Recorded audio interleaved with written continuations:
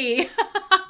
All right. Hey there. So, welcome. It's CyberBuzz Radio. I hope you guys are having a fabulous day to start. I know. Do you know who I'm talking about? I'm talking about... Since people are just filtering in, everything's just starting. I'm just kind of getting us going. Creo's got a fucking cool half mask on, Halloween style, but it makes me think of the bad guy. And actually, you know what? Immortan Joe, is he in the new Mad Max? Or is he Toe Cutter? I'll never remember. I get them mixed up. But anyways, Mad Max bad guys. Very cool. It's a cool mask. I'm excited. It's spooky season. I see Blue is in here early. Kitty Girl's in here early. People are starting to wander in off other places. Hi to SL Hines and everybody else who's hanging out.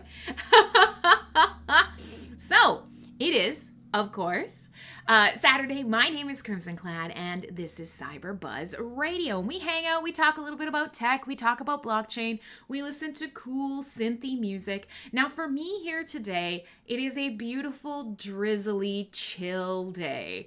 It is the beginning of fall. The leaves are turning. The sky is gray. It is that gorgeous sort of hyper-saturated color. Everything is damp. Now, I live in Vancouver. I was going to say wet is a state of mind, but that might be a bit rude, but it's true. Once the fall hits, it is wet here. That's just the reality, and I love it. I truly, truly do love it. I know it's not for everyone. So, we are all going to hang out. We're going to play some stuff. Hey, Groff, good to see you. And I've got a bunch of things that I'm going to be working on over the course of today's show to make CyberBuzz look and sound a little better for you guys. But I do have an assortment of new Synthwave tracks, old favorites of mine that I love to put in your ear. So we will listen to some music. I thought we would talk about some sort of esoteric, artistic. Hey, Mr. D. Oh, he's just straightened up. Now he's just Mr. D. I love it. So I thought we would talk a little bit about sort of like loop-de-doo, psychedelic, esoteric sci-fi design and how it's ended up shaping the way that we kind of approach everything sci-fi in our lives. And I know you guys are getting sick. Hey, El Gecko. I know you guys are getting sick and tired of me talking about the aesthetics of sci-fi, but fuck it. It's my show. Shadrach, hello. I'm sorry, I had to put a little bit of in your name. It's enthusiasm. Welcome. Glad to have you. Come hang out with us today. So here's the deal. We're going to talk about that stuff. Hey, look at you. Look at us. Look at us. Star Trekker broke. I know. But we're actually going to go way back. We're going to go even before some of the new Star Trek aesthetics. Yes, we're going to talk about that today. And what else? I do want to talk a little bit about some of the stuff that's going on around Hive. We could talk a little bit about Hive Fest. Nobody told me I just spilled a bunch of coffee on my table. That's fine. You guys can watch me ruin my my house. That's I'm totally accepting of that.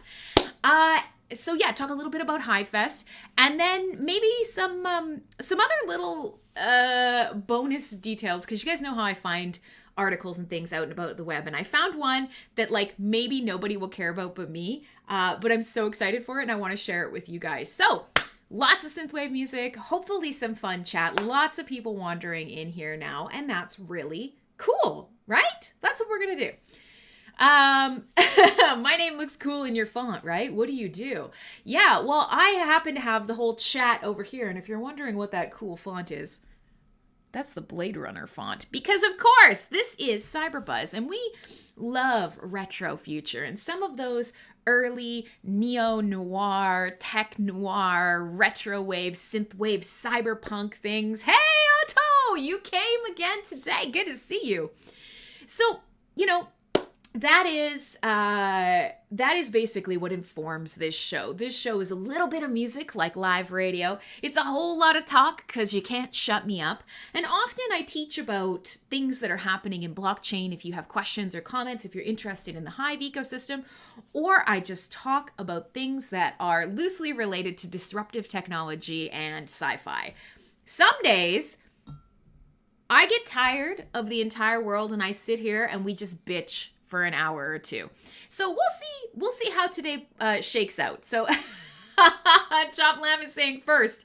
Everybody's firsting. I don't know about that, but we'll see. Okay, so let's continue on. Let's have some fun. Shadrach's asking, am I happy? Yeah, man. Even though we live in this strange dystopian world, Saturdays are my day. I love hanging out with you guys. I love listening to great music, and I love talking about disruptive tech. So we can start wherever you guys want. It's going to be obviously kind of a chill day. What are you drinking? Coffee. And I'm not drinking black coffee today, which is, that's a good indicator that I'm having a really chill day. Am I tired of the world? Well, let's put this out here before we dig too deep into the show. One thing that comes up, oh, you love my beanie. It's not a beanie, it's a toque. I'm a Canadian. We don't call it beanie up here. And if you call it a beanie, people will be like, what the fucking fuck? It looks yellow. Yeah, it actually does on stream. Hey, it looks really yellow. I promise you this is actually just brown coffee. Ew.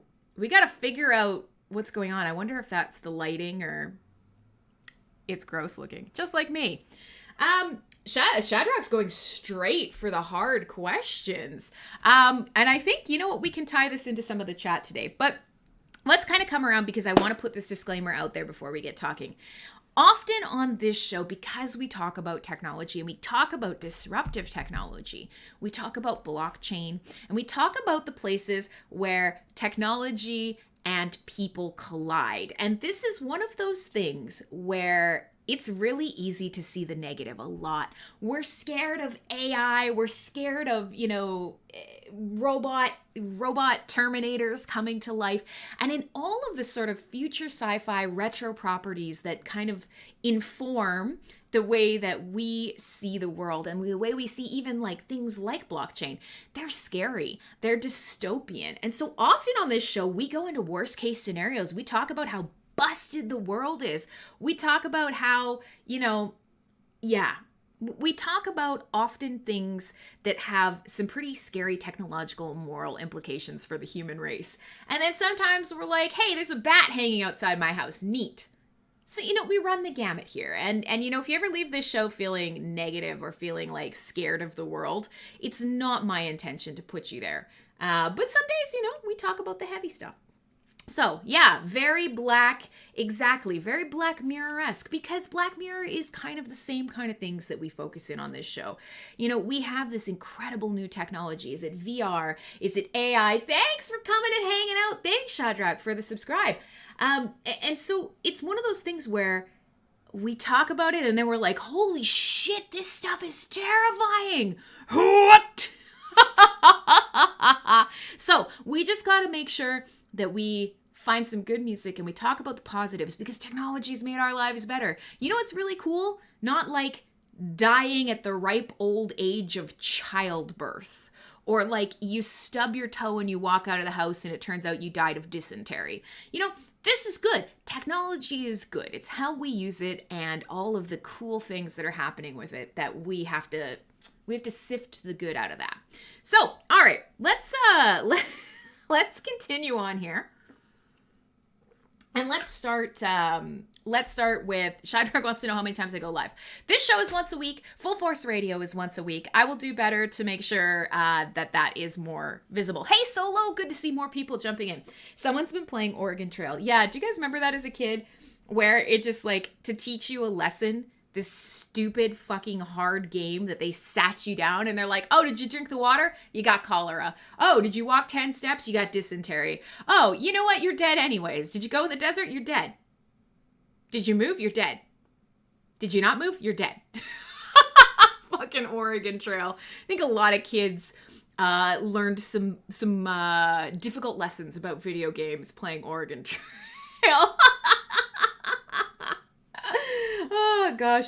So video game wise, I'm actually curious to know what you guys are playing because I saw Creo wanted to talk about Wing Commander.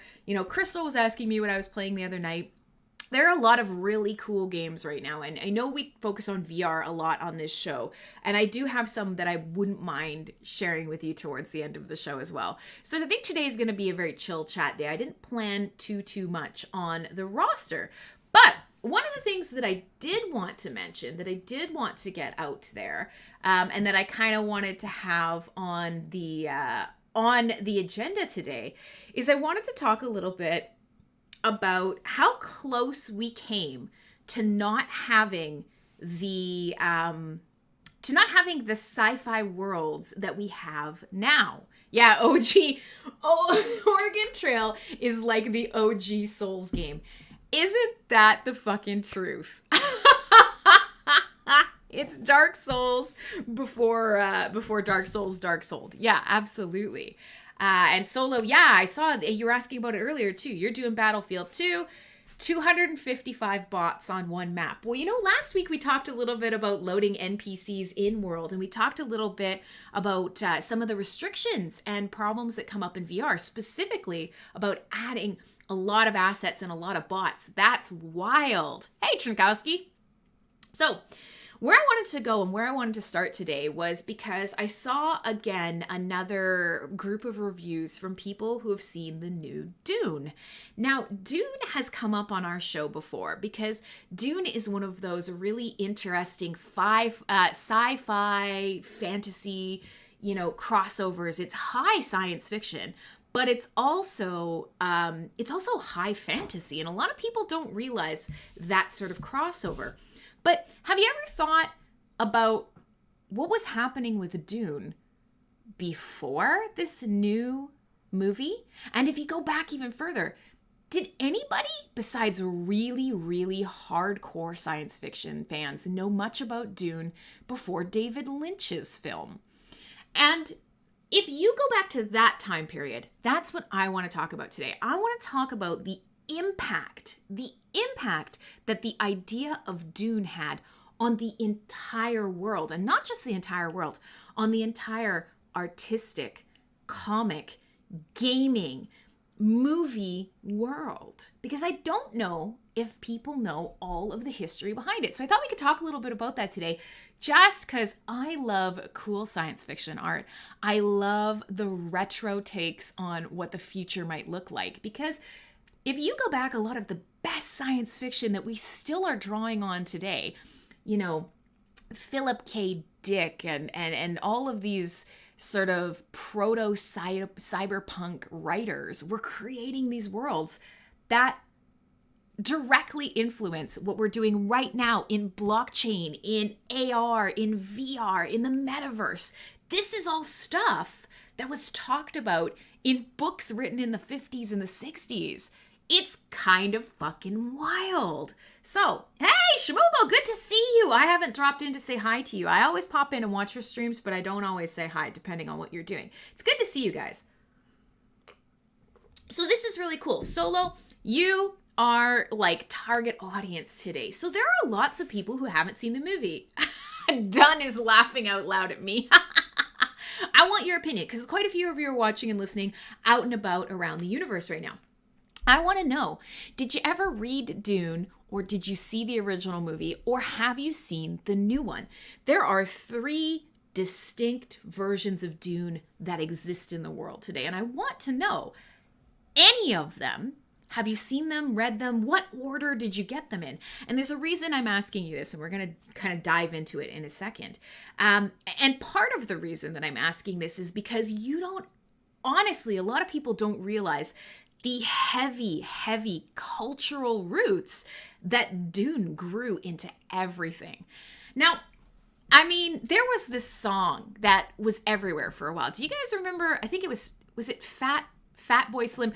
Chop Lamb is a Dune version across the board. Oh, yeah. Oh, yeah. Okay, so that's cool, because there are metal ties to Dune. There are sci-fi ties to Dune. There are CyberBuzz ties to Dune. This is excellent. So here's the deal. Let's see what Creo says. Old movie, then the book, then the board game, and you haven't seen the new one yet. Okay, so I think for a lot of people, that is probably, these are the 2 scenarios.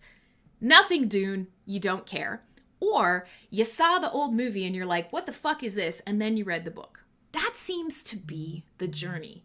But what if I tell you that there was a version of Dune that almost got made, that never got made, and that shaped the entire science fiction universe forever. But it never happened. It's kind of wild. And you know what? I've alluded to this on this show before, and I thought, you know what? Dune's back in the news. There's a new movie. Everybody's talking about it. Everybody's thinking about it. Everybody's got opinions. And a lot of people don't know this history. And I thought, you know what? Fuck it. We're going to talk about this on CyberBuzz today because it is so cool. So for those of you who are Dune virgins, no problem. For those of you who have a sort of, I watched a movie and it was kind of weird, so I read the book and then I got more confused version, that's fine too. I want to talk to you about Jodorowsky's Dune. And this is something that I've mentioned a couple times on this show. And you might remember, and you might have heard me talking about this before. But we're going to talk about this because it's really fascinating. And I really kind of want to bring you guys into this. Why is it that everybody sends me like texts and phone calls the second I get on air? I feel like you guys are all conspiring against me on this. All right. So here's the deal. What I would like to do, what I would like to talk about is Jodorowsky's Dune. However, there's one other thing that I wanted to mention because I think what a lot of people don't realize is how much Dune creeps into their lives, even if they've never seen it. So I was mentioning, there's that song, I think it was Fatboy Slim, maybe. It was called Weapon of Choice, and everybody loved it because it had Christopher Walken dancing, and it became kind of a meme before memes were really memes. Maybe you guys remember this. And nobody really listened to it. It was just this catchy kind of dancey song, and it had dancey music video, and people were dancing around to it. And not a lot of people realized that that entire song was written about the sandworms and the Fremen of Dune, and about Paul. I like Lorna Dune cookies. Does that count? Sure. I like a good cookie. And yeah, Trin's going, you guys have time to like watch movies? Well, I honestly watch more old movies than I do new. I haven't been to a theater in ages, but I'm going to make the attempt to watch the new Dune movie. But let's kind of talk a little bit about this. Is this aesthetic of Dune, the idea of the spice must flow, the idea of a walking without rhythm, all of these crazy, weird, sort of cultural things that crop up now and again in music, in books, in games, in video game references, there are tons. There have been, for the last 20 or 30 years, easily, so many cultural references to Dune that we just absorb and we don't realize where they came from.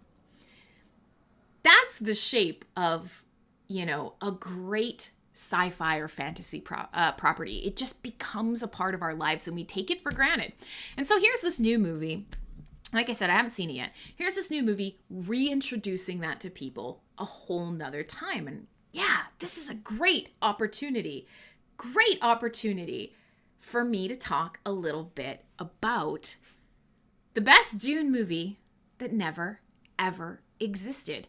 However, in not existing, it literally created every single sci-fi trope, identity, image that we've ever had because it never existed. If this sounds weird and you're trying to figure out what the hell Krim is talking about, that's fine. Chat has just completely gone away from the topic, and that's fine. That's usually what happens when I'm not talking about something interesting. But God damn it, it's my show. So here's the deal. You guys might remember the old movie, and there's some gifs flying around in chat that are like, who was in it? Sting was in it wearing that weird cod piece. And it was a David Lynch movie, and everybody loved David Lynch. But what they expected from David Lynch was weird. David Lynch and Lynchian movies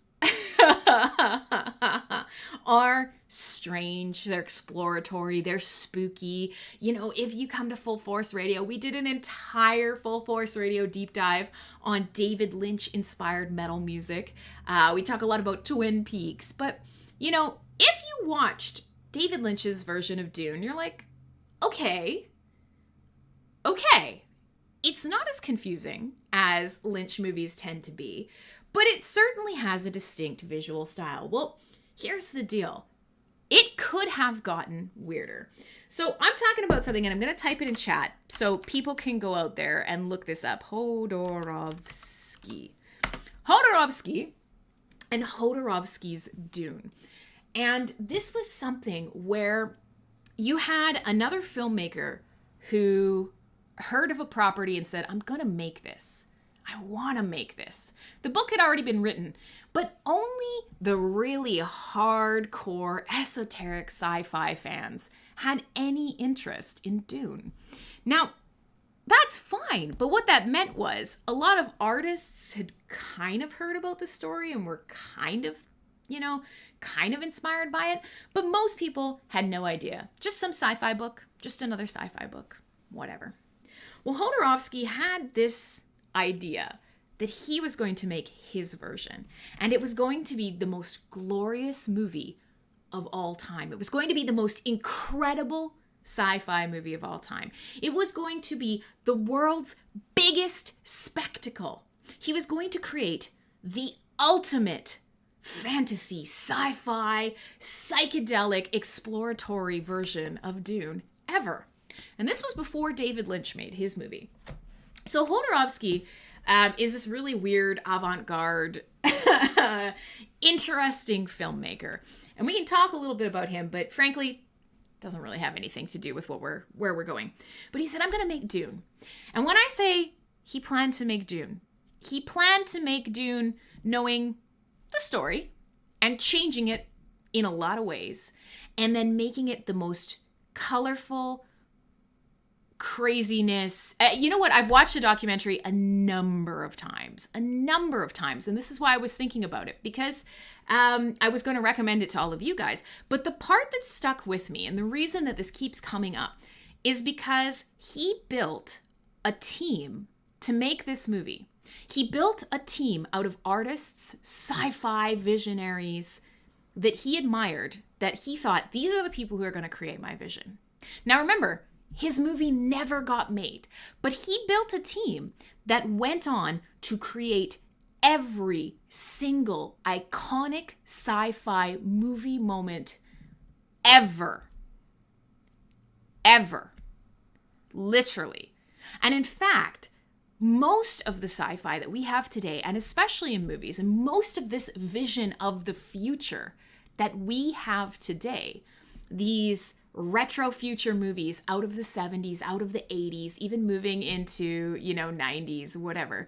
But the 80s especially, that perfect version of sci-fi that we talk about on this show a lot, from the retro, the 80s, this version of what does the 2000s future look like that the 80s was so good at depicting, none of that would have existed without this movie never getting made. Yeah, there you go. So thank you. Trenkowski's dropping some images in chat. His idea of Dune was going to be utterly out of control. So when I talk about him building this team, and I swear we'll get a little more interesting, we'll go back into chat, because as soon as chat starts getting quiet, it's either because you are enjoying and absorbing what I'm saying, or you're like, holy shit, this bitch never shuts up. 50-50. But yes, if you look at the cast list, he wanted to have Mick Jagger, and he wanted to have Salvador Dali, and he wanted to have this incredible cast of artists and musicians. Just wild. Salvador Dali, he wanted to be, Orson Welles, that's right. Yeah, it was a wild cast list. And hey, Ron, good to see you. And so this cast list kept growing, and he was making all these bizarre deals. Orson Welles wouldn't do the project, so he chased Orson Welles to a restaurant and said, I will feed you from this restaurant every day. This is your favorite restaurant? I'll buy you the most expensive meal, the most expensive bottle of wine. Just do my movie. And Orson Welles, being a fat man who loved the finer things in life, was like, yeah, okay. Salvador Dali said, yeah, I'll do it, but I'll do it for more money than God. So he was like, okay, well, can I take a mold of your face and then I'll make a Salvador Dali robot to be you in my movie? And Salvador Dali was like, okay. Like, when I say that this movie was so bizarre and the plans for this movie were so grandiose, I'm not making it up. But let's get back to sort of why I bring this up. The team that was being built for this movie, the filmmakers, the storyboard artists, the actors, the musicians, the people building, working on building sets, things like that, for a movie, remember, that never got made. Millions of dollars were already being secured and spent. Yes, the entire soundtrack by Pink fucking Floyd. You might remember on this show that we've talked a little bit about Giger and his work, H.R. Giger. And of course, where do you know him from in sci-fi? You know Giger's works from Alien. You know him from Prometheus. You know him from that world building in sci-fi. This is, can we not get this made now? No, half of the people are way too old, way too dead. But so this is one of those incredible things. Thank you very much, Kitty Girl. This is one of those incredible, incredible things where nobody knew Giger's artwork yet. And Jodorowsky went to Giger and was like, hey, I want you to design the world that the Harkonnens live in, which is the fat kind of bad guys in Dune. And yeah, if you like any of the aesthetics, think about Aliens. That is classic sci-fi. Arguably still one of the most important and notable sci-fi films ever. And it was made that way by this team of artists and production assistants and, director, all of the people that were involved with making Alien actually came directly from the team that Jodorowsky put together for his version of Dune. None of them would have known Giger if it weren't for his team. He was getting these people, he was making these deals, he was flying them out to Paris. They were all living together in a castle in Paris, designing the most incredible science fiction world and imagery that we never got to see. And so then he went out and he got Mobius, who is an incredible artist. And Mobius was working with him on ship design and costume design. And, all of these people who are now a big fucking deal in everything that we know of as sci-fi came from the beginnings of this movie. And it's absolutely fascinating. So for me, what I think about movies like Alien. That was the beginning of gritty space. That was the beginning of mean, nasty, scary, slimy aliens. It was the beginning of the deep space thriller genre. Alien changed the movie world in general, but some of the stuff that was happening in Alien, and even just the idea of Giger's works and that look at science fiction came because, Jodorowsky hooked up a couple different people with Giger, and once the Dune movie fell apart, that team moved on to other projects. They picked up things like Alien, and somebody said, man, you should have seen the stuff Giger did for Dune. We should bring him in. And it's the only reason that we have the Alien movie and the whole series and that aesthetic that we do today. Think of a sci-fi universe where Alien never happened. Do you think the movies that we know and we love, hey Sepson, hi!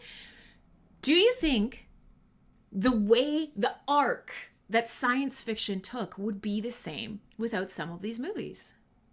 And in that case, would they ever have existed if some guy wasn't trying to get Mick Jagger running around in the desert? or, Orson Welles on a grav sled, or Salvador Dali as the motherfucking master of the universe, all set to a psychedelic Pink Floyd soundtrack. It's kind of wild to think about. Okay, how am I live on both Discord and YouTube? Shadrach, I am live in a number of places. This is technically live radio. I'm live on our station MSP Waves over at mspwaves.com, but I'm also broadcasting to a number of different places. So you can find me on Vim TV, the Hive blockchain. You can find me on Theta TV. You can find me on Trovo. These are all alternatives to big streaming platforms, but also YouTube, also Twitch, wherever. Yeah, I exist everywhere and nowhere at once. It's sci-fi technology in and of itself. So now that I've bothered all of you and you're totally bored and I've been talking about Mick, and everybody's takeaway was like, Mick Jagger in the desert. We'll play some music. We'll come back. We'll talk a little bit more about some of this, and I'll share with you guys some resources because there's a great documentary on this. So if you've never seen Dune, ever, and you want to just watch something interesting that's tangentially related to it, but you're interested in sci-fi, you're interested in 30 minutes, no music, is it a record? No, I've done this show with no music at all, actually. So, the record is you guys actually are interested in what I say, and then I don't play music. But we're not there. So, I will share that link in the chat. I will take the hint. Nobody cares. I'll play some music. We'll listen to some chill tunes. I've got a little bit of everything across the board today. New releases, old stuff, fun synthwave for you guys. And then we'll see how it pans out, because I do have other topics I want to talk to you guys about. We could still do some Q&A if you've got any question about the Hive blockchain or stuff going on in the art or Hive ecosystem. Then let me know. We'll get it done. We'll talk about it. I hope you guys have fun. My name is Crimson Clad. This is CyberBuzz Radio. I'm so glad you're hanging out with me for my stream, even if I can't fucking entertain you and it's either play the music, don't play the music, shut up, don't shut up. It's fine. It's fine. I'm gonna play something by Scandroid because I haven't played Scandroid in ages, but it's a new release of remixes. So I'm gonna play a track called Nighttime. Nighttime is the right time. CyberBuzz is the right time. Right now is the right time on MSP Waves. Nighttime.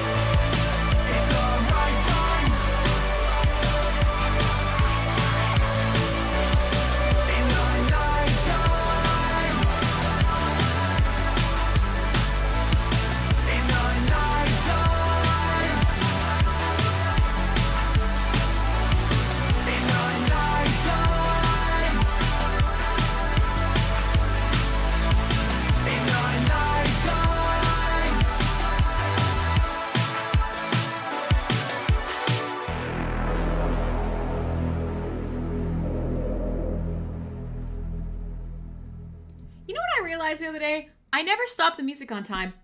All I have to do is use my headphones. I'm an idiot. Hey, hi, welcome. My name is Crimson Clad. This is CyberBuzz, and on Saturdays at around this time, whatever time it is for you, unless it's a replay, show us your rolls. My big old fat rolls? Yeah, I'm gonna regret doing that on air. That's gonna get photoshopped to fuck.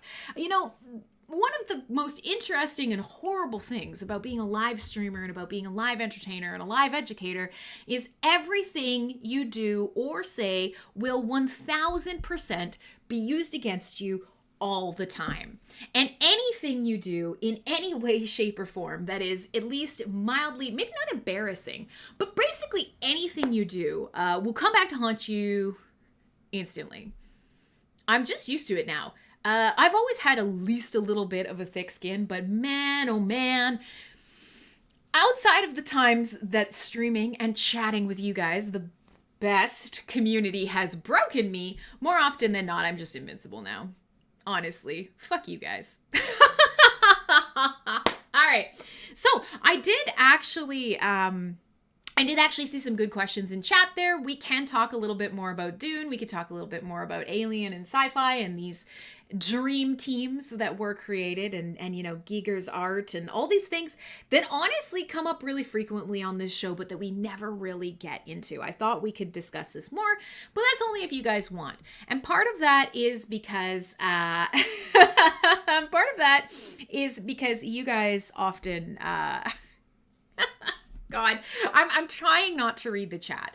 And some days I'm good at it and other days I'm not. But yes, either I will keep you cold in those warm Canadian or in those cool Canadian winters, which I live in Vancouver. They basically don't really get cold. If it goes below freezing, everyone here loses their mind. We don't really get snow. The snow stays on the mountains because it knows its fucking place. But sure, you know.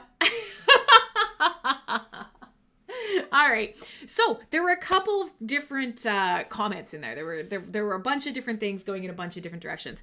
But the biggest one is, I'm going to link you guys before anything else. Hodorov skis Dune. I'm going to link you to this because I think that you guys should watch it. It is arguably one of the best documentaries of all time. And if you have any interest in sci-fi and the aesthetics of sci-fi and anything, you know, any interest in, thank you, Anti-Socialist. Now, you know, poor Anti-Socialist went out of his way to help me with my alerts and everything. And they're only set up for Full Force Radio. I didn't get a chance to fix them for today. So next week, they'll be working across the board. You don't get a proper alert. You only get a Crimson Clad shout out, which I fully understand is trash and nobody cares. All right. So, you know, I highly recommend that if you have any time to pick away at this documentary because it is such an awesome look into the beginnings of the sci-fi universe that we come back to on this show a whole lot. And in fact, Synthwave and a lot of these retro future music, art, all of the things that we're all interested in, blockchain, VR, AR, all of those things can kind of be traced back to this point where books and creative writers started talking about these topics.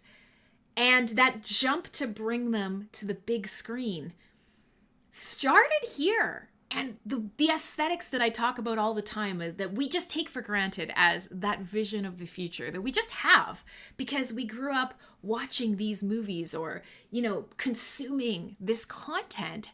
It shaped the way that the future is going. You know, we talk a lot about technology being a self-fulfilling prophecy.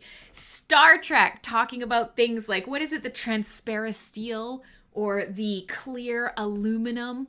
That was just a thing that they made up. But of course, then we were like, how cool would it be if we actually had transparent aluminum, huh? And art imitating life, life imitating art, whatever the case may be, now we've got people who are working on these problems, things that were sci-fi and fantasy and designs and art and, you know, ideas in the past that were presented with this cool retro future look. The people that consumed those are now growing up or are moving on and becoming the people who are shaping our future with technology. It's fucking cool. And so if you watch this documentary, or at least you check out, do a little bit more kind of poking around Jodorowsky's Dune, you're actually kind of going to be right in the guts of everything that we're most interested in today, whether that's blockchain, whether that's NFTs, augmented reality, virtual reality, whether it is, self-driving cars or drones or incredible, weird, transparent materials we've got transparent, epoxy impregnated wood now. You can literally make a sheet of wood that you can see through. Like, so many weird things that were only dreams are now shaping this tech future that we live in. And, we often talk about how that tech future is scary here on the show. And things like decentralization and artificial intelligence and all of the stuff that blockchain allows us to do and is starting to allow us to do even more so, they all stem back to this really sort of fertile period where these first big ideas were happening. And artists, see-through wood was a meme, but it's also a thing. I've actually watched a number of people who are trying to do it at home, but it requires some chemicals that are really illegal in certain parts of the world, and also really, really miserable. AVE didn't do very good. I'm going to find it. I watched a girl who was able to do it, but in general, the see-through wood thing has to be done in a controlled environment in a lab with a bunch of chemicals, and it's not something that like you're going to rock up and do in your house kind of thing. So, anyways, I'll stop talking about Dune now, but I highly recommend, exactly done. Life imitates art, imitates life, imitates art. What came first, do you think? Art? Life? You have to be alive to make art. But I mean, my take on it before we kind of move on, because I am so in the middle of this NFT art space, specifically digital art, and this sort of thing, my neighbors have decided today's a good day to do renovations. Excellent. These ideas of alternative takes on all sorts of different futures that could happen, they came from artists. You wouldn't have Lynch's Dune or Villeneuve is the new director. You wouldn't have his Dune without the idea of Jodorowsky's Dune, and nobody would have Dune without Frank Herbert, and Frank Herbert's writings wouldn't exist if you weren't going all the way back to War of the Worlds. And artists are a really important part of our cultural fabric, and you guys know this, so we don't have to learn about it. But it's the same thing with music, right? All of this spills back into the music we love, the music we play on this show. Is it retro? Is it future? Is it a little bit of both? It's all science fiction. It's fantasy. It talks about things that we don't have, but that we're moving towards, or things that we already have that have changed our lives. It's a cool thing. It's a cool thing to talk about. So with that being said, it's a cool thing to talk about. And now we won't talk about it anymore. There were a couple different questions in the chat. One was a dog update, and one was actually a great one. Viking Adventure was talking about, hey, what do you think about the fact that NFT-based games are getting kicked off of Steam? And that's important. Wouldn't there be none of it if it weren't for Asimov? Yeah, yes, thank you. The Zyla video is actually really good. She did a good job, but she fails a lot. That's the one I was thinking of. Thank you. That's exactly the one I was going to, share. She doesn't make a lot of it, but she does get it. She does a pretty good job, and she fails like 17,000 times along the way. But yes, Asimov, one of the first. But that's my point, is we've always sort of had these visionaries, and they're artists. And it's really interesting now to think that these things that artists create are informing tech design, digital design. We are trying to build blockchains, societies, groups of people, ways of interacting that are based on the ideas that artists put into the world. That's fucking cool. It's fucking cool. Okay, So, we'll hit both. The doggo update is, let me share a picture in chat. Lulu is doing very well, and today I actually took Murphy to go get groomed, which I thought was quite funny because he hates it. He screams like a woman. But I left Lulu at home alone. And one of the things that Lulu does when I have left the house is she is a little hoarder dragon dog. And so I left the house, and she often takes my socks, my shoes, or my bras. These are things she takes. She just takes them. She puts them in a pile and she sits on them and they're hers. She does not do anything to them. She doesn't eat them. She doesn't, she doesn't do anything. She just collects them and then sits on them like a tiny, angry sock smaug. Why? I don't know. She likes socks. Maybe because I stink. I'm not going to discount the possibility that I smell.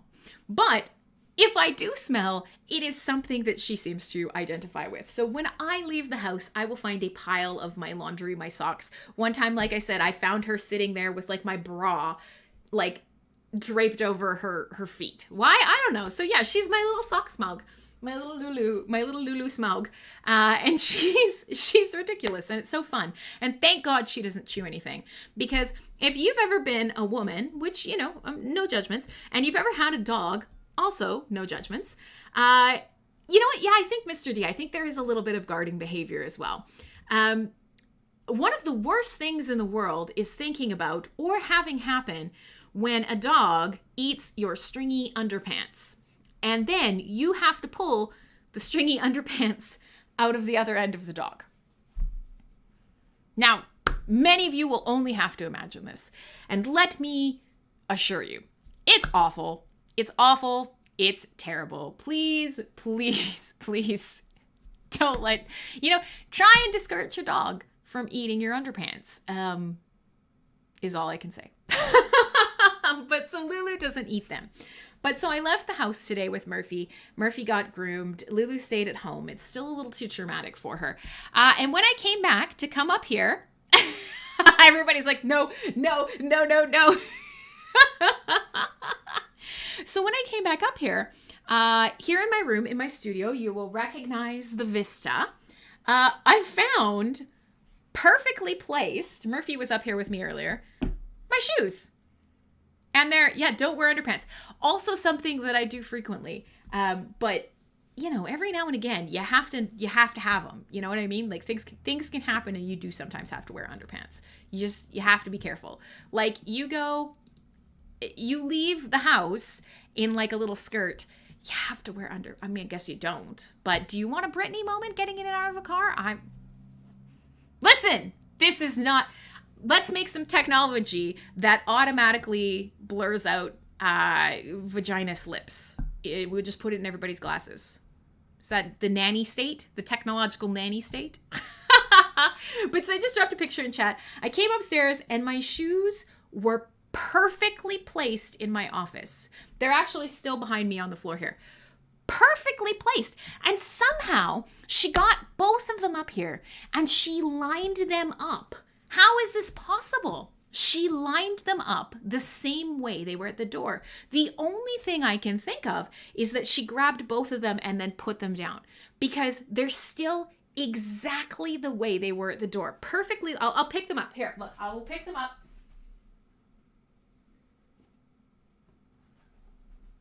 Perfectly aligned and deposited carefully in my office. Why? I don't know. But I left them there. Maybe she has a plan. I'm not sure. I don't want to disturb her.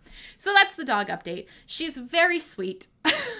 She does very strange things. And I enjoy having her in my life very much. We're working on her not being terrified of other people. It's coming along. She might be a genius. Mensa test that bitch. How do you Mensa test a dog? I have questions for you, chat. How would you give a dog a Mensa test?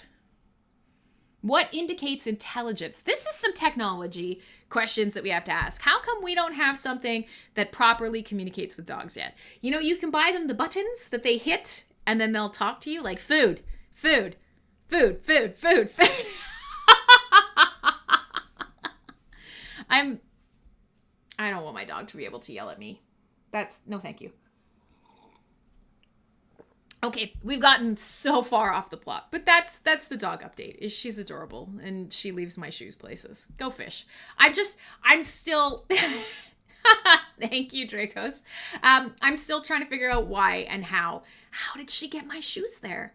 How did she do that? How did she line them up? How does she understand which ones are the toes? I have so many questions. All right. So the other question that I thought was really big, and actually you're right, this is a great tie-in to this show because we often talk about stuff in the Hive ecosystem. And obviously we often talk about NFTs. Now, on this show, we talk about NFTs a lot in regards to, art and NFT showroom, which is of course our project. There's a lot of nepotism, but it's my show. Fuck you. I'll talk about it. But at the same time, I don't think Dracos is actually listening. I think he just saw Commando and he got excited about underpants and just threw something into the chat, which is, you know what? That's fine. Go for it. But at the same time, NFTs are a crucial part of our ecosystem. We are just starting to discover all of the things that NFTs can do. And you guys have come to the show before. We've talked about them theoretically. We've talked about them sort of physically. We've talked about their possibilities. We talked about what we have now. I've gone on a number of other shows, even the Ungovernable podcast. I went on, Crypto Blockchain Plug. There's a number of places that I've gone to talk a little bit about NFTs and the possibilities around them. And so, yeah, Viking Adventure, this is a great topic. One of the most interesting things that's happened in this last week in regards to NFTs is Steam has decided to pull any games that have NFT integration off of their store. Now, NFT gaming is this up and coming thing. If you play Splinterlands here on the Hive blockchain, or you are exploring games like Gods Unchained or Axie Infinity or whatever, there are so many out there. There are great ones on the Hive blockchain.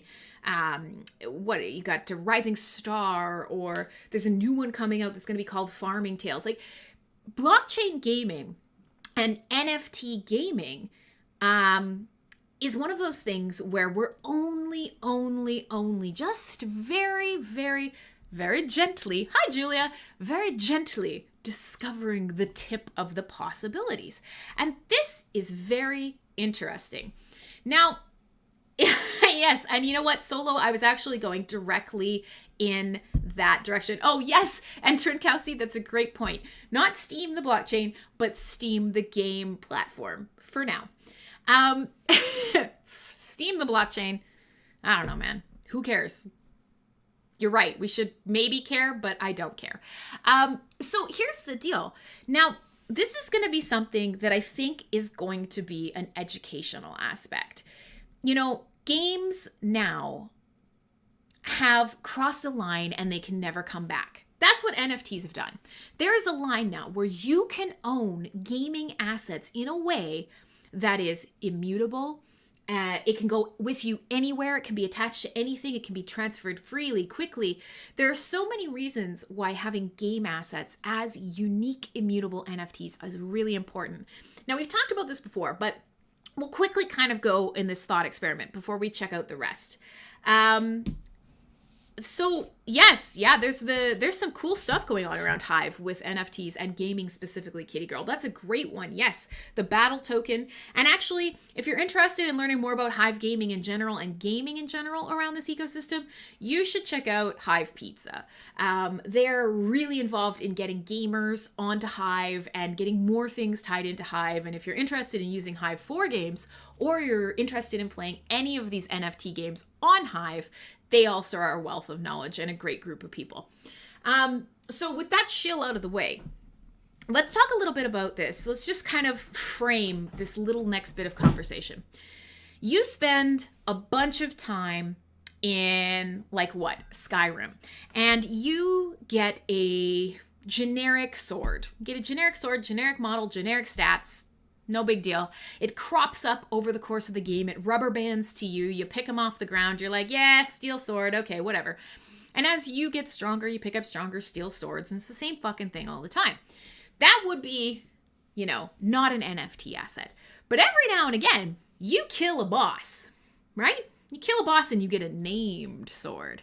And there's no other sword like it in the game. The model is different. The stats are different. It has a specific name. It is unique. Now, if you've played that game and you've run through that whole game and you found this one unique asset, having that tied to your account, so the next time you go log in and you want to maybe start a new Skyrim game or whatever, or, you worked really hard for it and you killed this one specific boss and somebody else is like, man, I can't beat that boss. I'll buy that sword off of you. An NFT would make a lot of sense here. A lot of sense here. Yeah. So this is very new. This is a new thing that's happening. This banning games with NFTs and cryptocurrency. And so there are a couple of reasons why this is happening in my mind. Obviously, this is new. But we'll finish this sort of allegory here. So now you understand, okay, NFTs in gaming can represent gaming assets that are unique. And uniqueness in games, or that sort of, there's only X amount, maybe they're scarce, or you worked really hard and you customized an asset. These are all things that, if represented by an NFT, a non-fungible token, can be traded, can be attached to a wallet, a player, a user account, can be monetized, or can be given as an access token. There are a number of reasons why NFTs just make sense. What if you earned an NFT in Skyrim for a really cool sword, and then you took it into another Bethesda game? And this actually did happen for a while. You took it into, say, Mass Effect, and you had two versions of the same sword in two games. Now, I'm using big game companies, and that's bad, and I shouldn't, but they're a good way to explain this without getting too deep into it. But so all of a sudden, imagine if an NFT earned in one place could, open up different possibilities. I log into a game that I've never played before, but I've got an NFT asset from the same game producer in my wallet already, so I get a bonus, or a different area is unlocked for me, or whatever. These are all things that in the past we did with stuff like codes, or we did with like pack-ins in old games. And there were lots of ways. They were broken, they were stolen, they were hacked. There were a number of things that made that difficult. And NFTs make that very easy, but they also make it expandable. There are things with NFTs that we haven't even thought about now. And in a lot of cases, something as simple as an NFT could become the new season pass, which now we're getting into the meat of it. So why would it be that Steam might ban everything with cryptocurrencies or NFTs involved in it? And this is one of those questions that has a lot of different aspects to it. Now, if you're not a gamer, some of this is going to sound like gobbledygook to you. But if you do play games, you will know that there is a really nasty thing that has been happening over the last decade or so. And that is, I thought I saw somebody say it, probably solo, loot boxes, microtransactions, but loot boxes especially. They're not just pay to win. Pay to win is one thing. It makes for bad games, but you at least know what you're getting into. Loot boxes are gambling. Loot boxes are the lottery. They are something that in the real world we regulate quite strongly because everyone loses. It's a money sink, and the understanding of the odds behind it is an important part of being informed about whether or not you want to play the lottery. This came into gaming, these loot boxes, these idea of, well, you buy a loot box and you open it and you see what happens. It's gambling, but it's in a game and it's a loot box, and it's, there's just enough separation from the idea of a lottery ticket, of a gambling table, of a casino. There's enough separation that you don't internalize that. And microtransactions and loot boxes took off. They're horrible. They're honest to God horrible. So, there's the one aspect of it, which Blue and a couple of other people are mentioning in chat, that these gaming distribution platforms ban things that have an internal market because they want a cut of the revenue. Yeah, that's definitely part of it. But the other part of it is it's a really, really unhealthy mechanic for people. And these are things that, in the wider world are regulated. Now, whether you agree with the regulation or not, we're not here to discuss that today. But what it does mean is that video gaming, in a lot of ways, is targeted at younger people, often children. And a lot of these games now especially are looking to get kids to grab their parents' credit card. And I'm just buying some stuff for my game, just buying a game. These loot boxes, you're teaching children at a young age, or you're teaching people in the video game world to accept and normalize gambling, which is fine again, but that being informed is so fucking important. And by and large, most people who become hooked on, addicted to, embroiled in the idea of loot crate gambling are not informed. They're not. They're addicted. They are the type of gamer who's a completionist. They are, someone who really doesn't understand the idea of, well, I'll just beep boop my credit card in here, and that money piles up in the background. There's so many sort of social, emotional, intelligence kind of aspects to gambling. And what it does to you in terms of your finances, in terms of your actual thought processes, not something that needs to be in games. So there's two aspects to why this NFT cryptocurrency thing is coming to a head right now.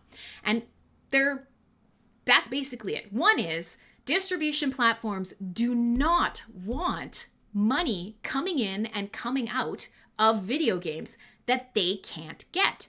Now, why do we love crypto so much? Many of you that come to this show, you're involved in crypto. Why do we love it?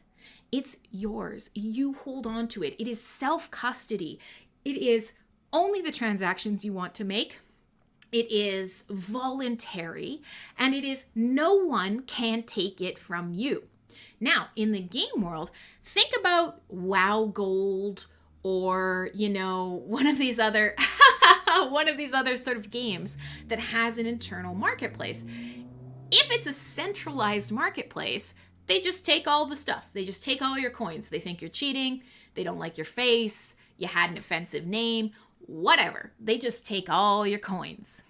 Crypto, NFTs, that can't happen. Even if you play a game, you support a game developer, you're interested in a blockchain, if you build up tokens or assets in that game, no one can take it from you. And so in this case, sharking cards, dupe glitches in things like, what was the newest Fallout, the really shitty one, Fallout 76. There was a duplication glitch where people were just powering through duplicating legendary items, flooding the market, selling them, and building up masses of money. Yeah, gone. Banned, took the money, get you off the platform, well, no, they didn't fix the glitch because fucking Bethesda.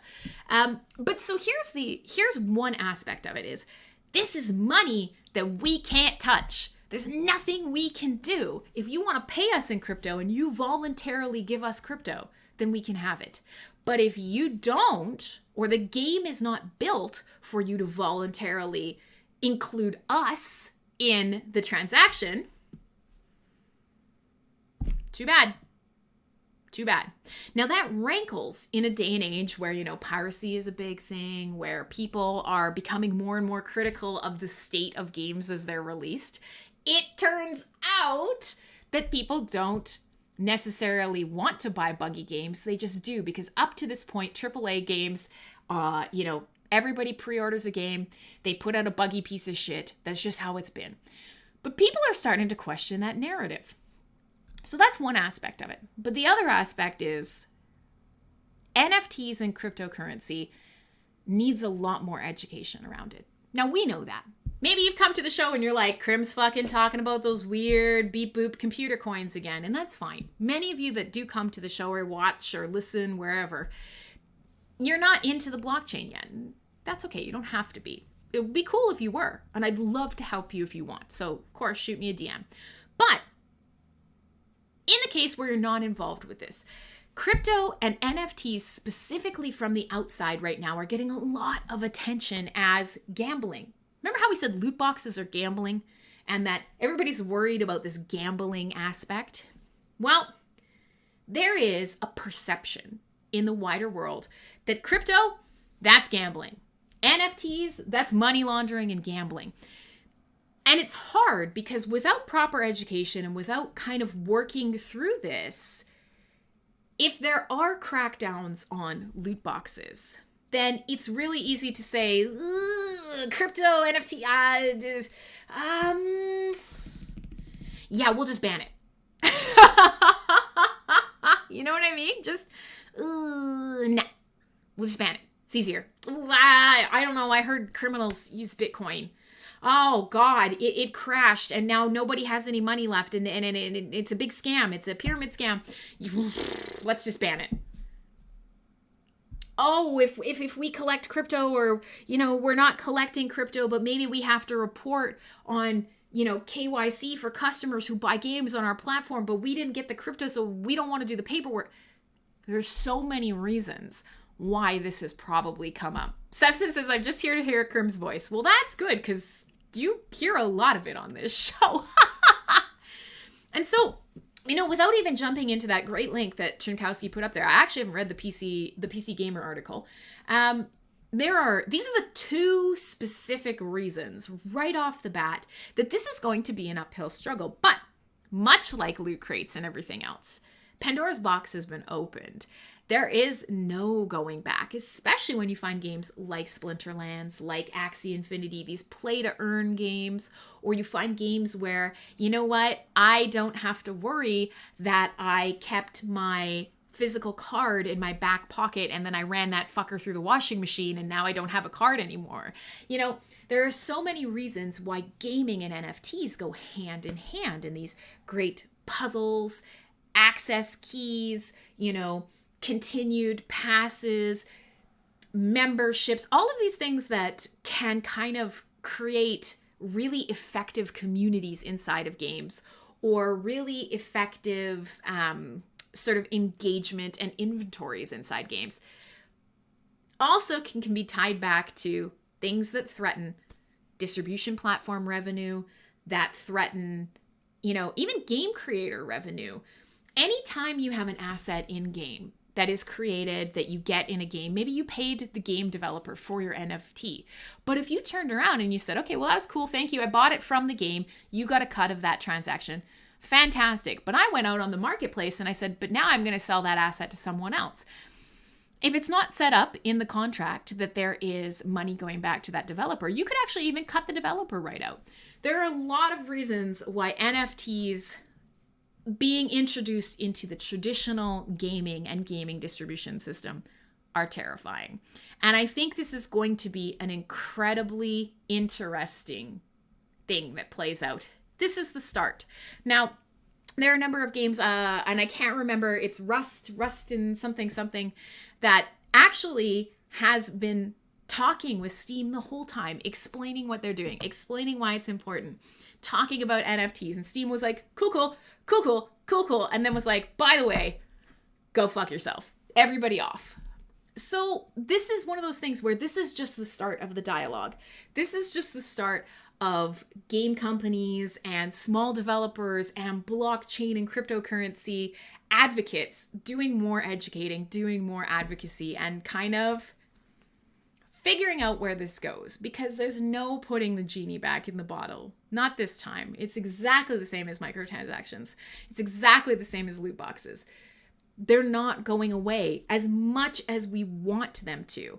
And more importantly, even with microtransactions, like we said, you could potentially go out of your way to governmentally or whatever regulate loot boxes.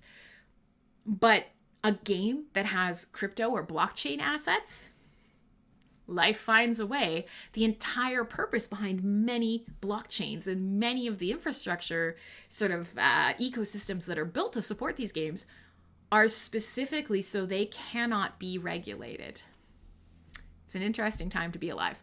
Okay, so let's continue. Let's do what we're going to do. And let's play some more music because we are actually more than halfway through the show today.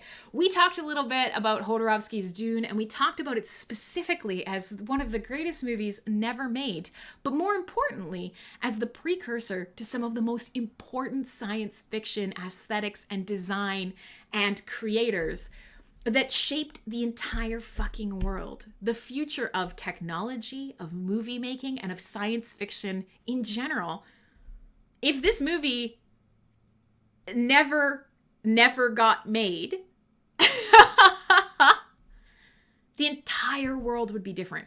The butterfly effect on this psychedelic, out of control, fucking acid trip of a, dry sci-fi book changed the entire world and arguably even the course of shows like this. And then we moved into dog update because everybody wants to know about my dogs, not about me. And that's fine. I agree. And then, of course, we've moved forward again, and now we're talking about NFTs and cryptocurrency. And recently on Steam, the game distribution platform, they have announced that they are banning all games and booting off all games that have anything to do with NFTs or crypto. And so we just talked through some of the reasons of why that might be and why we can't stop it now. My name is Crimson Clad. This is CyberBuzz, and on Saturdays I talk a little bit about the retro future. I talk about the Hive blockchain and beyond, disruptive tech, and we listen to Synthwave. So it comes, it goes. Sometimes it's entertaining. Sometimes it's just me being masturbatory about things that I think are neat. And other times we play a whole lot of music. I'm going to try and catch up because I do have some great tracks for you. I did just play that Scandroid track and it was pretty good, but I've got more stuff for you. So let's take a boo here. It wasn't supposed to start. My bad. I want to play something brand new off an album by Dynatron. Now, Dynatron is awesome. And if I remember correctly, he's actually a cousin of a guy on the blockchain here in Hive, which is cool. But Dynatron makes awesome music. He just released a new album called Origins, like just this week. And I listened to it and it's great. If you like that idea of sort of sci-fi video game music that has that synthwave feel to it, Dynatron, this album is for you. I'm going to, oh my lord, I thought I turned that off. I'll fix it in one sec. I'm going to play a track called Tumbling Upwards. Since we've been talking about space and all of the crazy shit that's going on in space and technological design, I'm going to play something called Tumbling Upwards by Dynatron. My name is Crimson Clad. Stick around. There's still like 40 minutes left in CyberBuzz Radio.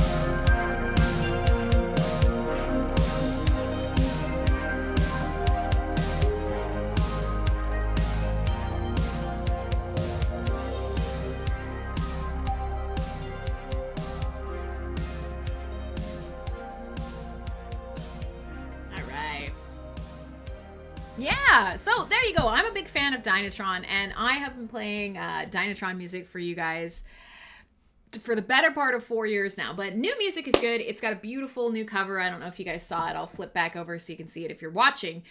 Beautiful new super sci-fi, neon, darkness, retro aesthetic, very Aliens, very Prometheus cover art. And yeah, great music here. So hey, we are here. We still got time left in today's show. We've covered so many topics. My name is Crimson Clad. People are hopping in and off. And oh, hey, Shub, haven't seen you in ages. I hope you're well. So, you know, it's been an interesting day and we've had lots of stuff to talk about. And one of the things that we kind of have been dancing around in this case is that chat is tricky, and I will just kind of throw it out there. If you don't want to chat, you don't have to. I love when you guys do, but I recognize that for a lot of people, this is background noise. This is, you know, the radio they sit down to while they're working or whatever. So, you know, sometimes if I'm drilling you guys for questions or I'm asking if you have comments, don't feel obligated to actually do it, because a bunch of people are DMing me now and they're like, I want to chat but I have nothing to say. Cool, don't worry about it. Hey, fall from disgrace. So yeah, don't worry about it. I'm just glad you're here. If you're entertained, that is more than enough. But if you want to be part of the show, part of the conversation, and something comes to mind, huck it in the chat. I am okay with either. So right before the break, we were talking a little bit about how NFTs and cryptocurrency have been banned off of the Steam gaming distribution platform. And, you know, talking a little bit about why that might be and how that's going to become problematic for game developers and game distributors or yeah, well, no, Clay. If you don't know when to chat and you just troll and make inappropriate jokes, I will say, and maybe this is just me, I love a good rude joke now and again. I like it when you guys troll me, but sometimes when the entire chat just moves completely away from things I'm saying or music that I'm playing or like stuff that I'm taking my heart and I'm putting it in my hands and giving it to you guys on stream or, you know, on the radio. Sometimes when I get no feedback and it's only trolling and only insults and you know, the whole chat is in a totally different headspace. Sometimes it kind of feels like I'm giving you my heart and you guys are like, no! And then like grind it under your feet. So let's find somewhere in between these two things and kind of, you know, happy middle ground. All right.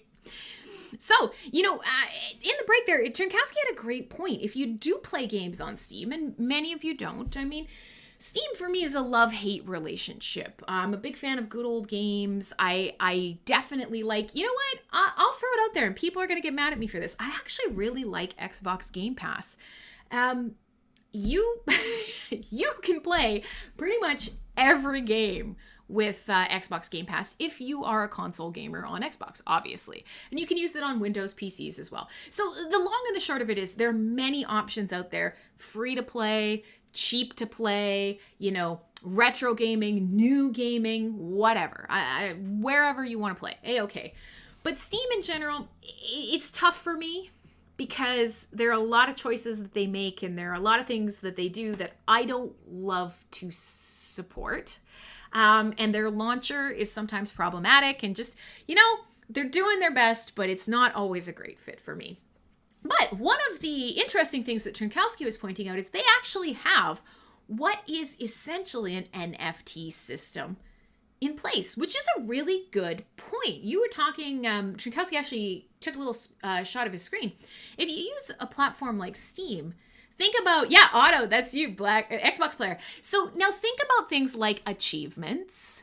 They're not solely NFTs, but there's the hint of gamification there that kind of matches up. You know, you can absolutely mod Steam games because I have modded the snot out of my Skyrim VR. But I don't know. I'm not a big modder, to be quite honest.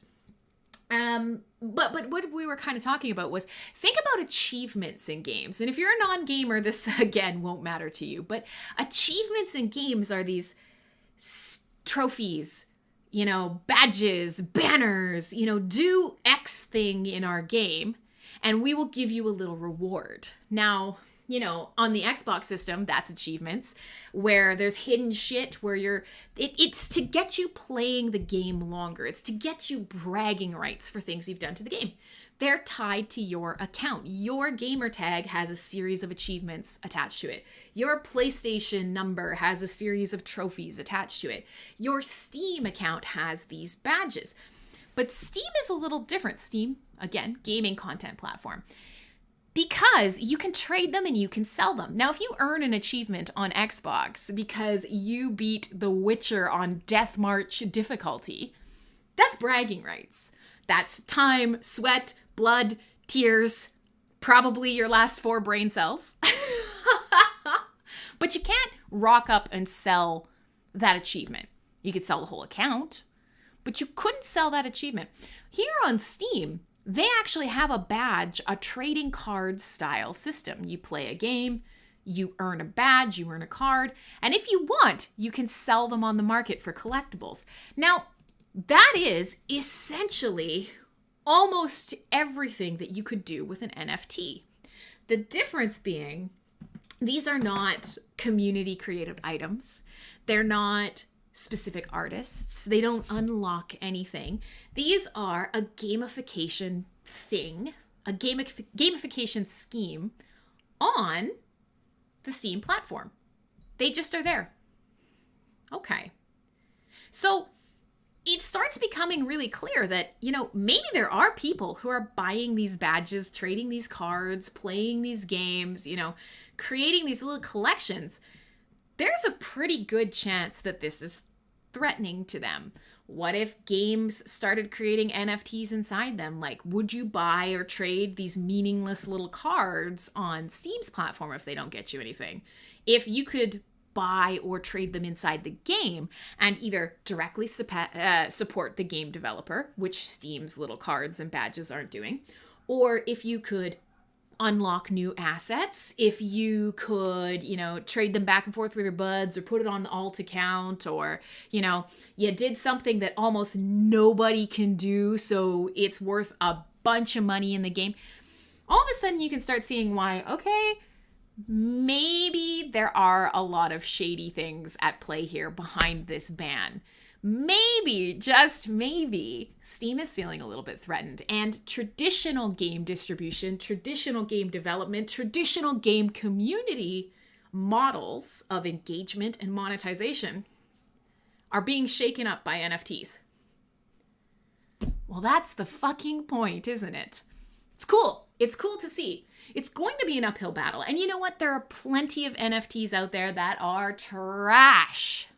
That's part of the reason that we are in this space. We have to educate. We have to use them intelligently, novelly. We either find a direct connection between creator and supporter, or we expand on use case, whatever. But what it really comes down to is exactly what I said before the break. This doesn't go away. We don't go backwards from here. It will be an interesting fight for the minds and the hearts of people out there. Nobody has to like the idea of NFTs, but it certainly can be harder for people to want to get educated when they see some of the utter shite that is out there. Okay, so with that, we've got about half an hour left in the show. I've only got a couple of topics left that I wanted to touch on. If there's anything that you guys want to talk about, we can do that. And of course, we could talk a little bit about Hive Fest if anybody's interested in that. But one of the topics that I thought I would share with you guys is, let me find it here for you. I saved the link. I always like to share dumb links with you guys. Now, do you guys remember your first foray into personal electronics? What was it? And personal communication electronics. For me, I had a beeper. I had a pager. I was like a early 90s kid. I had a fucking pager. Do you guys remember that? What was your first cell phone or personal communication device? I'm curious to know on this. Because I'm going somewhere with this. There is sort of a very A very important piece of technology that was released very early in the 2000s. A Palm Trio. Oh yeah, fucking Palm Pilot. Yup. Ron had a pager. Yup, like the drug dealer he was. Now, I will say, there it is. And I sold weed. You see? To pay for the pager. So, many people had the page. Yes, the pager. You were looking for a phone booth so you could, yeah. Now, I had really techie parents. I've talked about this on the show before. I was very lucky to grow up in a household that thoroughly embraced tech. Both of my parents were comp sci majors. They both went into the tech industry. They both worked for tech companies. So my house had technology around it and in it very early in my life. And I actually had a StarTAC. My first cell phone was a StarTAC, a flip StarTAC. For real, I carried one at high school and I thought I was the hottest shit. The only person who called me was my mother. The only person. And even she didn't call me on it because who fucking cares? It was, oh God, it was dumb. And it was her hand-me-down. But when I did finally sort of get past that early era, the reason that I bring this up, and I did have a BlackBerry for a long time. I had a BlackBerry. I loved them. I loved the clicky physical keyboard. Bring that fucker back. I loved that full clicky BlackBerry keyboard. Oh, it was so good. The reason Mr. D had the full brick. Well, I did too. Do you guys remember, and I'm sure you do, one of the best things that ever came out, one of the best phones that to this day is still important, the Nokia brick. Do you guys remember the old school Nokia brick phone?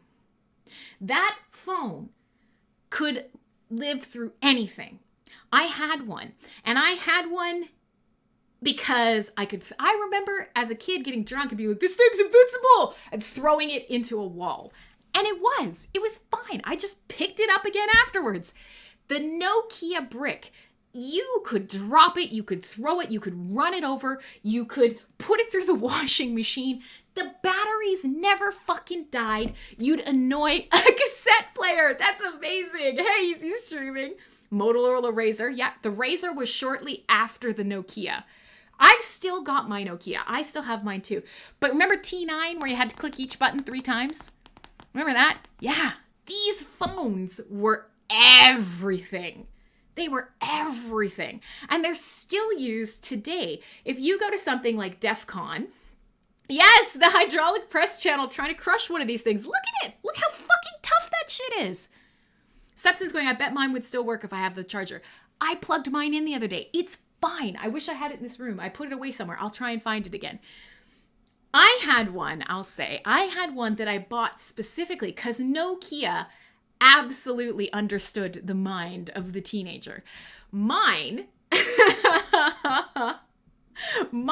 had a clear case. So when you popped off the back panel, it was the same plastic, but it was slightly translucent. You could put inserts into the back. It was like the early phone case, customizable. You know how now you get like something like this? You can get clear ones, or they're printed, or they come in all sorts of colors or whatever. This thing. Nah. Before that, my Nokia had a transparent back. And because I'm an artist too, I used to paint these fucking oil painting style things and cut them out of the back of cereal boxes and slide them in there. Like, for real. I love these phones, and they still have a place in today's tech. In fact, these phones are the phones of choice for people who are really freaked out about being tracked, hacked, phones that have a track record for basically being the perfect burner, especially if you were to go back to, if you're going to go to a place like DEF CON or a hacking convention specifically, you take those because nobody can get into them. That was it. And they still live. So in this case, they are making a 20th anniversary version of that Nokia phone. Guys, it still has Snake on it. Now, is it the same? No, it is not the same. But at the same time, holy shit, my dudes, holy shit. What a fantastic thing this is. So it's actually going to be on sale for, this is a UK link. So they say it's going to be on sale for £60. It's built with the same long battery life, and it is built to be the same toughness and everything like that. So here you go. It's not the same phone, but a small part of me just remembers, and I'm like, that's fucking smart. Here we are. We're all tech nostalgia. We're all retro futurists. We all love the idea. Many of us used and loved this phone, and they are cashing in on the technological nostalgia. Hot damn. And of course, we all know these new phones are, glass that goes all the way around the edges. You look at it wrong, it breaks into 62 pieces. This is one of those things. The battery will still last a full week in charges. If you leave it on standby, it'll go for 20 days. Oh, Lord. So, yes, it's back up in the smartphone era. It's got some of those things, but overall it's not really a smartphone. It's not really connected to the Internet of Things the same way. And I think there's something so delightful about this. The plastic will be weepy and brittle. I'm telling you, my Nokia, although it's not quite 30 years old, my Nokia is still good. And the translucent plastic tends to get brittle really quickly, but they made it this sort of slightly frosted, slightly pebbled. It's not truly translucent, so it's still actually pretty tough, but I haven't opened it, and you're right, it probably does smell. And I hope to God the battery didn't leak, because if it did, that's the end of that. All right, so I thought I would let you guys know about that. I know it's the dorkiest thing, but it was just the perfect for this show. I will tell you, I remember one of the most embarrassing moments of my life with this phone. And it's not that embarrassing, but I remember that my parents, God bless them, gave me an allotment of ringtones, because Ron's right. They were so expensive. So my parents would be like, you can buy X ringtones this month. Right around the time that I had this phone, I was making my descent into metal. This was sort of like, I'm just at the end of elementary school and going into high school and, whatever. I was in high school at the time, and I was really starting to move into the metal realm. But I also took a couple detours through punk. I did all that stuff, right? My gateway drugs were Motorhead and Iron Maiden largely. But I was also really interested because at the time, pop punk was on the radio everywhere. I was really interested in older punk bands. And so I was going through a lot of the sort of bands that, even if they weren't true punk, they were some of the bands that inspired punk and were adjacent to metal. And so one of those bands, obviously, was The Clash. Now, The Clash are fantastic. They're fucking amazing. But I had just started listening to The Clash for real. We all knew Rock the Casbah. We all knew whatever. But I was just starting to really get into Clash. I was going down to A&B Sound and ordering the CDs and whatever. And I remember my mom going, yeah, okay, well, so you just get your X ringtones a month. And so I was going on my little clicky, click, click, click, click, click. And it was through TELUS at the time, and you had to preview the ringtone, so you had to download the ringtone temporarily, and then your phone had to wipe it. It was a whole thing to get this stupid MIDI fucking ringtone. And I was like, I'm cool now. I listen to punk. I'm a punk now. And so... and so I saw on the list, I could get The Clash's Rock the Casbah as a ringtone. Well, that is cool, and I'm cool. I'm gonna get it. So I downloaded it. I didn't even listen to it. I'm like, that's it. That's my ringtone. We're gonna do it. Hell yeah. And I downloaded it, and I spent my $7 allowance or whatever it was on my ringtone that month. And I installed it after I paid the money. And I listened to it. And it didn't sound like the Clash at all. And I was really upset. I was like, this is wrong. It's the wrong ringtone. I got chipped. This isn't it. And the ringtone, believe it or not, was the deet, deet, deet, deet, deet, deet, deet, deet, deet. If you've ever listened in the background, and of course I was not well versed enough yet. I just thought, I knew the song. I know Sharif don't like it. I'm a cool dude. Well, I listened to this and I'm like, what the fuck? I'm like, this isn't Rock the Cat. I was robbed. I was stolen from. $7 at that time was 50% of a CD. What the fuck? What the fuck? Yeah, it does sound like the General Lee horn. Well, of course, if you ever listen to Rock the Casbah, in the background, there's this really obnoxious, it sounds like somebody's cell phone ringing. There's this really obnoxious little deet, deet, deet, deet, deet, deet, deet, deet in the background. And you're like, what the fuck is that? And I had not yet put two and two together at this age because I thought I liked the Clash. I thought I knew the Clash. I thought I got the Clash. And so there's that little thing, that little earworm in the background of the song, and it doesn't quite line up with the tempo, and it doesn't quite... That's what they base the MIDI fucking ringtone on. That's what I spent $7 on, and I was so angry. And only later in life did I realize, oh. I don't know. Still haunts me to this day. Thought I would tell you about it. Fucking CDs, really? Yeah, fucking CDs. I don't know. Still angry about it, actually. $7 was a lot of money. Somebody do the inflation on that. That could probably be my down payment for a house now. I was robbed. Thank you, Easy Streaming. Somebody sides with me on this. Okay. Let's play one more track. Two more tracks. I have a lot of music. Let's play some of them. It has been ages since I've played Daniel Deluxe for you guys. And going into the Halloween season, Daniel Deluxe is what's up. So let's do it. Let's play some Daniel Deluxe. We'll come back and we will try. Yeah, it's like $24 now. In Canada. It's a long time to carry the anger. Well, read the mug. All right, let's do it. Let's play some Daniel Deluxe. We'll come back. We'll finish up the show. My name is Crimson Clad. This is CyberBuzz Radio. Hodorovsky's Dune, something alien, something loot boxes, the Clash, Nokia phones. There you go. You're caught up.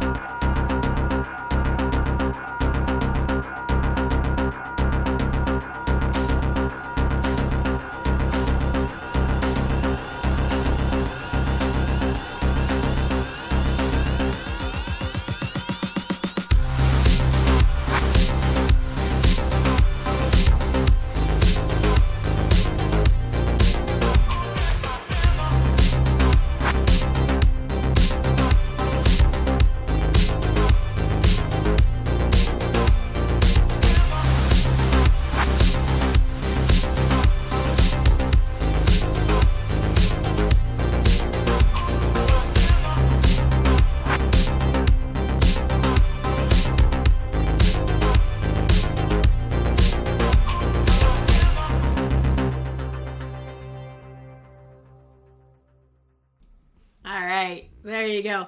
So, great track by Daniel Deluxe, and you can tell I'm starting to get hot, which is not a euphemism. It's starting to warm up in here. My beautiful drizzly day outside is starting to warm up a little bit. The sun is trying to peek out of the clouds, so I'm getting red, and the room is getting warm, and the show is continuing. So, hey, welcome.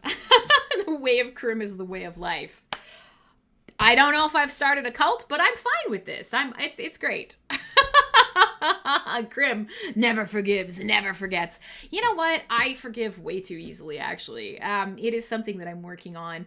But in general, listen, I just want a copacetic life. I just want us to be buds. Life is too short to be angry for a long time. And when you are very angry, the best thing you could do is go listen to angry music. Get it out. Catharsis. Make art. Listen to loud music. Throw down in the pit. Go play some sports. Go for a run.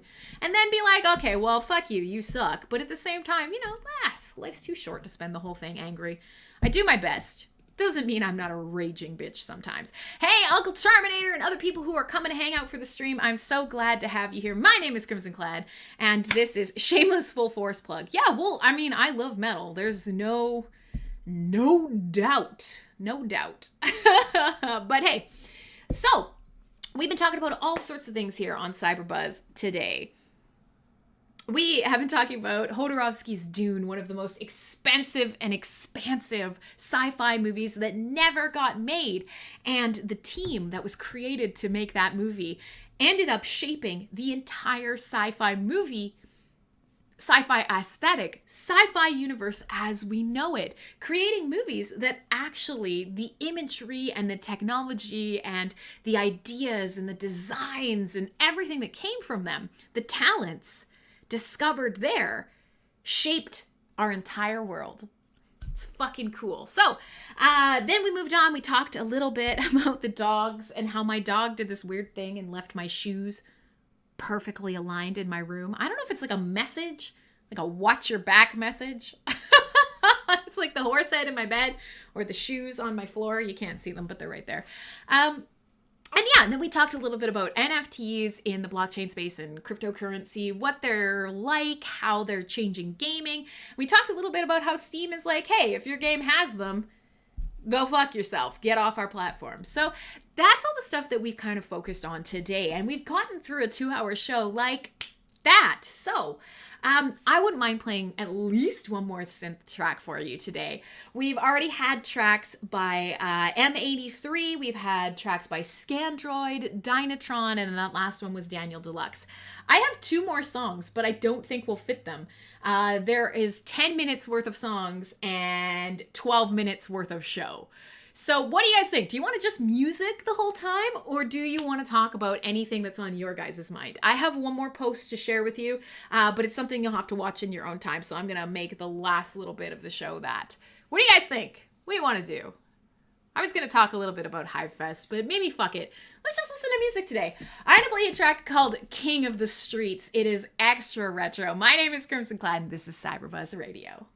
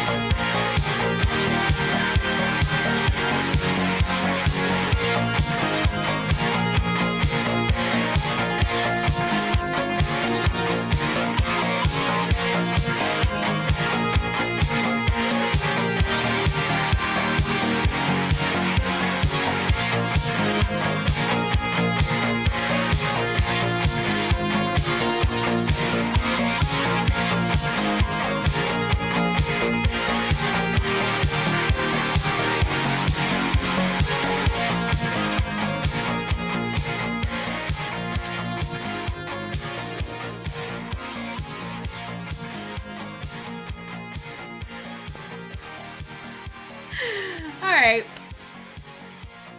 I love my chair. You guys are jerks. I'm not 3 feet tall. That is an adult chair. God damn it. I just happen to stand while I work. So that's why I have everything set up for this, because I'm full of energy, in case you didn't notice. I'm not going to do like a Tom Cruise fucking couch jump, but I'm full of energy, and when I'm working, I have a bad back, so I stand most of the time. That's just how it is. But I love this chair, and it's actually so comfortable. It's fantastic. But yeah, I mean, patient zero isn't wrong.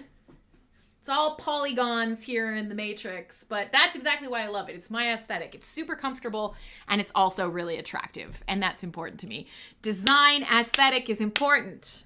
And also, I like cool retro future geometric technologically inspired is where I was going with that. All right, so that chair doesn't help your back. Yeah, well, no, sitting doesn't. There's absolutely nothing wrong. It's basically just it's a curved back. It's very nice. It's a very comfortable chair.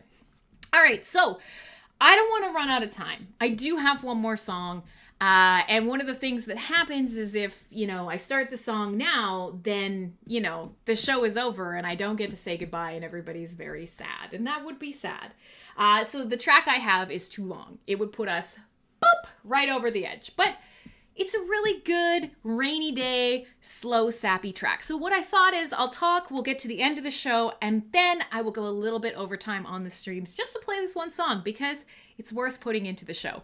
So there's Ron in his toilet chair. Yeah, exactly. That's what everybody should be doing. We should just all be like... No, I know I never run out of time on any of the streams, but the reality is I try to keep this show fit in the confines of radio, because whether you are watching or you're listening or you're enjoying, I just want you to have fun. And believe it or not, it's actually a lot of work. I know it doesn't look like it. I know I just look like a crazy idiot lady here who likes seeing my own reflection in the out in the digital space, but I'm usually exhausted by the time a show is over. These kinds of conversations and this entertainment and getting everything ready and being here with you. It's a lot. Plus it's lunchtime. I haven't eaten yet. Now, if you are looking for more shows, you can always go to mspwaves.com. We have more shows tonight. We have Loud and Proud with Uncle Bonehead and Johnny and New Girl. And then, of course, later in the evening, then we have Coffee and Philosophy with Clay and Cope. Find what you want. Come hang out. And if it's just that you've enjoyed hanging out with me today, I am taking everyone's advice. Please don't hate me. I'm throwing it in at the end of the show. I hate saying, please like or follow or subscribe. I hate it. It's stupid. It makes me feel stupid. You guys obviously know how to do that. But at the same time, we are growing the show a little bit. I'm doing more and more to find more and more interesting stuff to do with you guys. So, do with that what you will. Yeah, my introvert side kicks in. I am an extroverted introvert. There's no doubt. I love being around people. I can keep that on as long as I have to. But there are times when I'm like, nah. Crim's Discord, link it. Yes, so I did make a Discord because everybody was like, no, don't make a Discord. I have too many Discords. And then everybody's like, why didn't you make a Discord? So I am making a Discord. We'll do whatever you want in there. We'll have show notifications. We'll have, places to drop links from the show, talk about the shows afterwards. Just hang out. If you don't want to be in there, I don't fucking care. You don't have to be in there. That's fine. But, if that's the thing you want, come hang out. We'll make roles. I'll code some bots. We'll just do whatever you guys want in there because I don't know. That's the way it's supposed to go. Right? Something like that? I don't fucking know. All right, so let's just see here. Invite code. I don't want to revoke any of these. I just want to copy it. How do I copy these invites that are already out there? How strange. I don't know. Somebody find it in chat. If you search in chat, you can find it and share it. Now, since we're... the last thing is, of course, if you're interested, and I always put this at the end of the show because then you could be like, oh, she's done. Goodbye. And you don't have to listen to this stuff if you don't want to. One of the last things that I will say is it came up on Full Force Radio and I mentioned it then, but there's quite a bit of crossover of people that don't listen. The other thing was people were asking about something like a Patreon. Now, I'm not 100% comfortable with taking your money, but I'm thinking about it. I'm percolating over it. But one thing that I am leaning towards doing, if I can get the time and the spoons and the editor together, is going month by month and taking these shows, culling all of the interesting stories out of them, and creating an actual video that you can watch.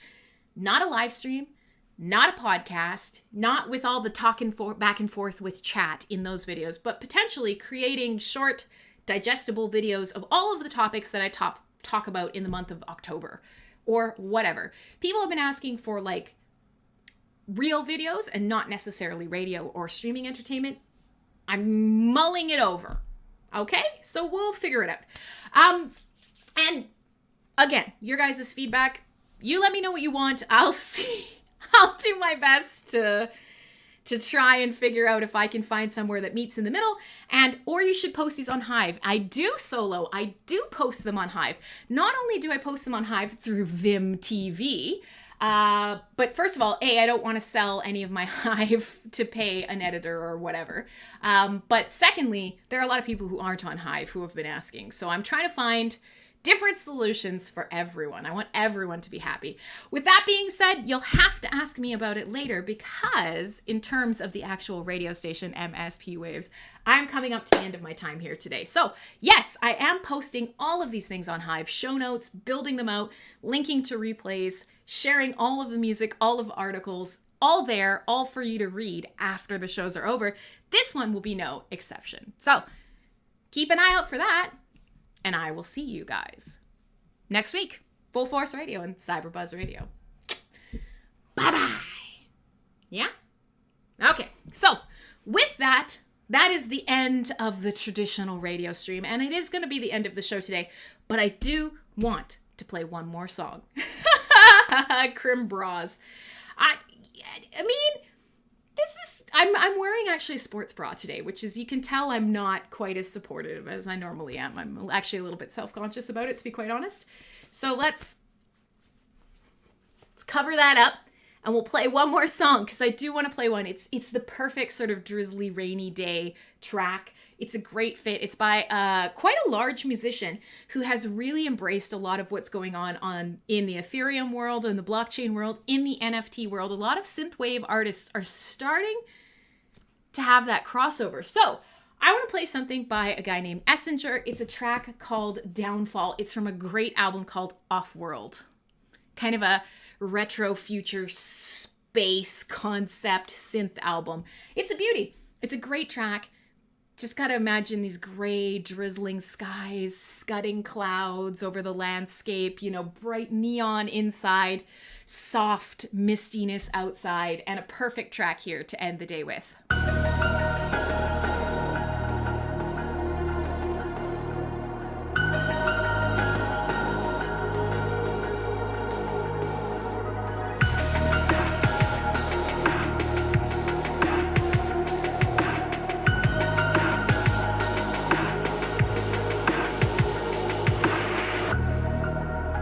See the signs, thought I'd found a way out.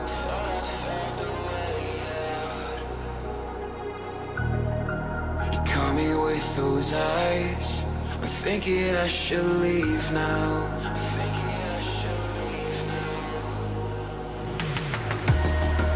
A couple words won't hurt, so what you doing downtown?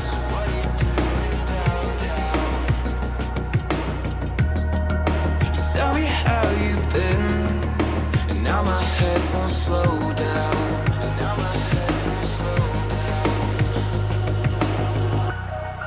I shouldn't stay, but can't help but wonder. I hate the way that you pull me under.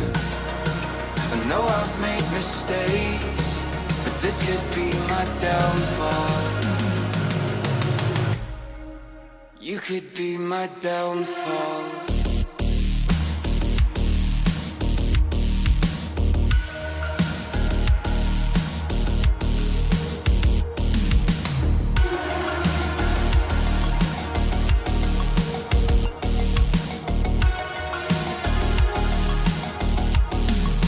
You could be my downfall.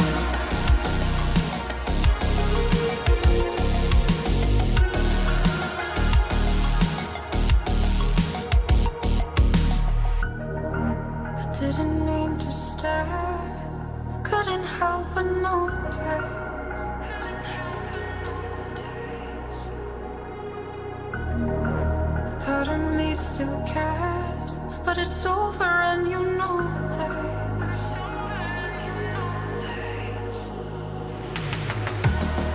I shouldn't feel this way. You're fucking with my head now.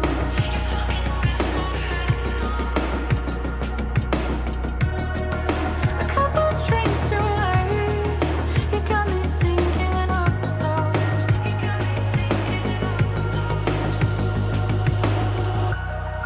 I shouldn't stay, can't help but wonder. I hate the way that you pull me under. I know I've made mistakes, but this could be my downfall. You can be my downfall.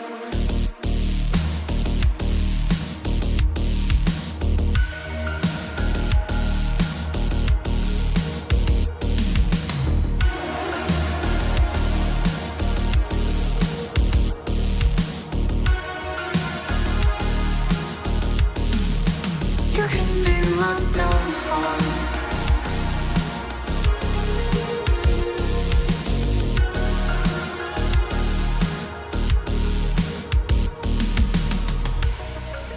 Don't try to tell me this is nothing.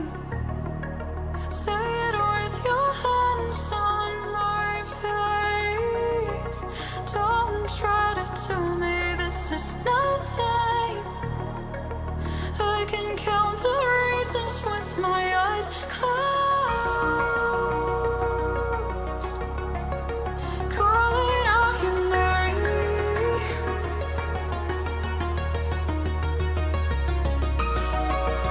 I find the reason with my eyes closed. And you can be my downfall.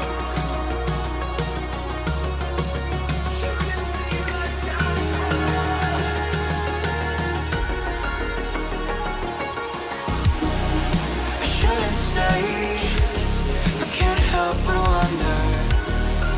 I hate the way that you pull me under. I know I've made mistakes, but this could be my downfall. You could be my downfall. All right, there we go. So yeah, okay. The chat command doesn't actually. Oh, stop. No. Every time I need that to work, it never works. Go fish. So yeah, no. I just realized that I just created that reply command, and that it might not actually be turned on yet.